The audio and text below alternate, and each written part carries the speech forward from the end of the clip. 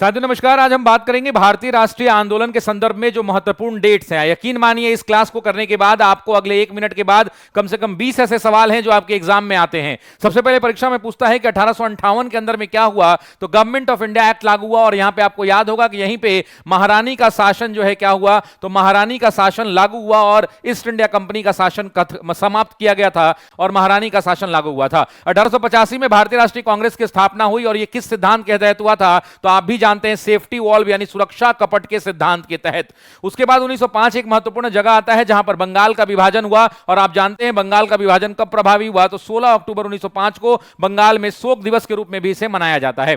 1906 के अंदर में मुस्लिम लीग बना और आप जानते हैं कि मुस्लिम लीग का गठन मेरे दोस्तों 30 दिसंबर 1906 को हुआ था। इस बात को ध्यान रखेंगे। 1905 में मुस्लिम लीग के प्रतिकार के रूप में ही स्वदेशी और बहिष्कार आंदोलन की शुरुआत हुई थी और मूल रूप से यह बाल लाल पाल और घोष के आंदोलन से यह संबंधित है। इस बात को ध्यान रखेंगे। उसके बाद 1909 के अंदर में मॉर्ले मिंटो सुधार है, आप ध्यान रखेंगे। यहीं पर मुसलमानों को पृथक निर्वाचन क्षेत्र का आह्वान और उनको दिया गया था मॉर्ले मिंटो रिफॉर्म के तहत। इसे भारत परिषद अधिनियम के नाम से भी जाना जाता है।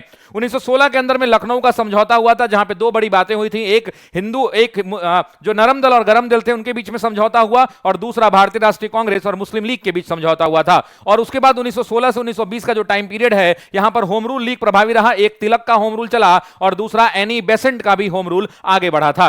साथ ही साथ साथियों 1919 के अंदर में खिलाफत आंदोलन चला था और खिलाफत आपको याद होगा खलीफा की सर्वोच्चता को स्थापित करने के लिए आंदोलन था और इसको अली बंधुओं ने नेतृत्व दिया था। साथ ही साथ अगर हम बात करें रॉलेट एक्ट, तो आपको भी याद होगा काला कानून, जिसे बिना अपील, बिना दलील और बिना अकील का कानून कहा गया था, 1919 में आया था, जिसका ओरिजिनल नाम the anarchical and the crime regulating act था। 1919 में ही जलियांवाला बाग नरसंहार हुआ था जिसमें आधिकारिक तौर पर आपको याद होगा दोस्तों कि 378 लोग मारे गए थे। इस बात को ध्यान रखेंगे। 1920 के अंदर में महात्मा गांधी के आह्वान पर असहयोग आंदोलन हुआ जहां उन्होंने नारा दिया कि 1 वर्ष के भीतर हम स्वराज की बात करेंगे और 1922 में चौरी चौरा कांड के साथ महात्मा गांधी ने उस असहयोग आंदोलन को स्थगित कर दिया। बहुत बहुत धन्यवाद। अगली जानकारी अगले वीडियो में। Thank you.